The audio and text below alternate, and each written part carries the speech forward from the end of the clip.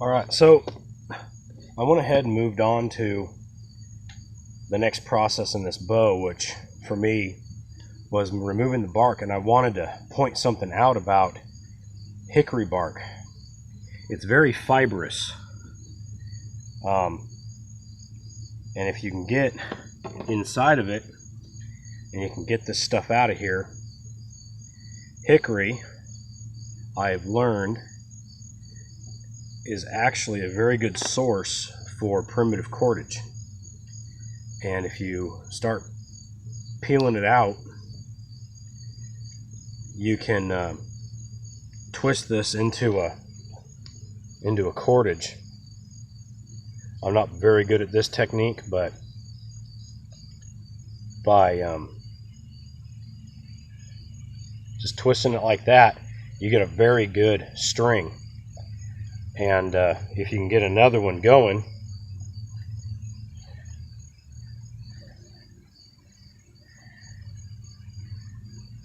you can make a 2-ply cordage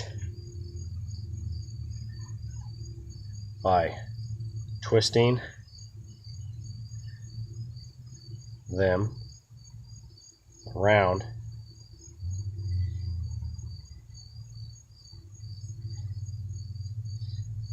Like I said, I'm not very good at this, but if I can get this started, you twist away from yourself, come down, grab, twist towards you, twist away from yourself, or roll it away from yourself, roll it away from yourself, pull it back, roll it away, and once you get into a rhythm,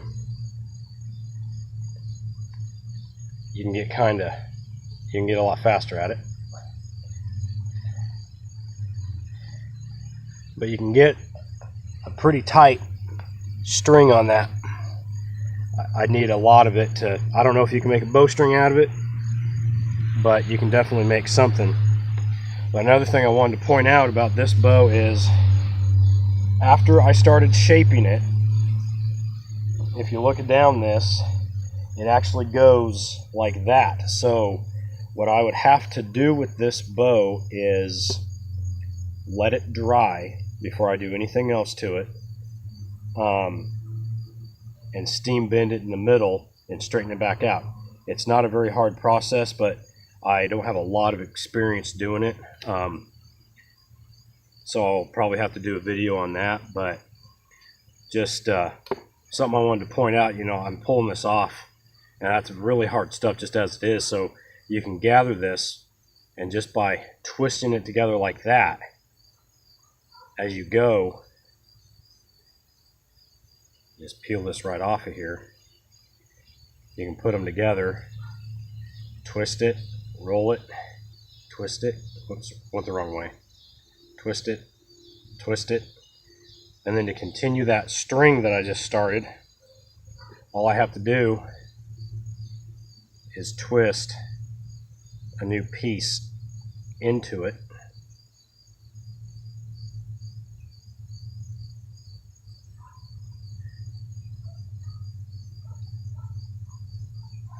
Just some extra, and right there is my splice. You can see that little spur sticking up. That's my splice, but it's still holding.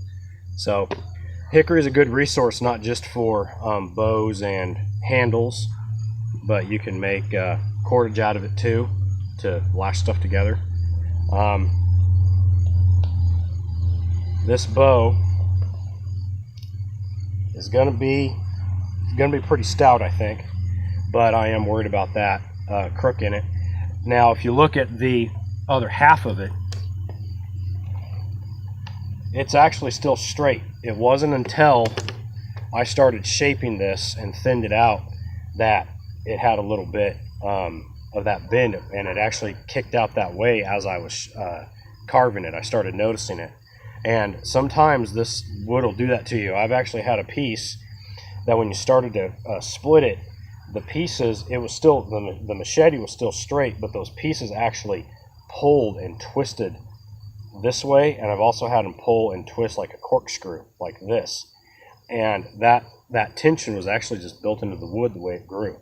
So You know, a lot of this is trial and error. I am by no means an expert. I'm self-taught, and I'm just kind of sharing what I've learned as I go. I've been trying to make bows for a few years now, and I've just gotten to the point where, you know, I can actually make something worthwhile. I have a couple of bows that, you know, are actually, I might actually take hunting this year.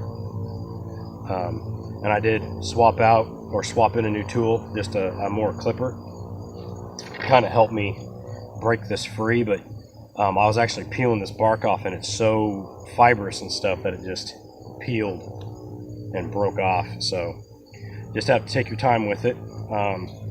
And not all hickories are the same. You might have one that's real easy to work with. You might have one that'll give you some problems. I've made bows out of hickory before, and it's a fairly forgiving wood, so it's good to learn on.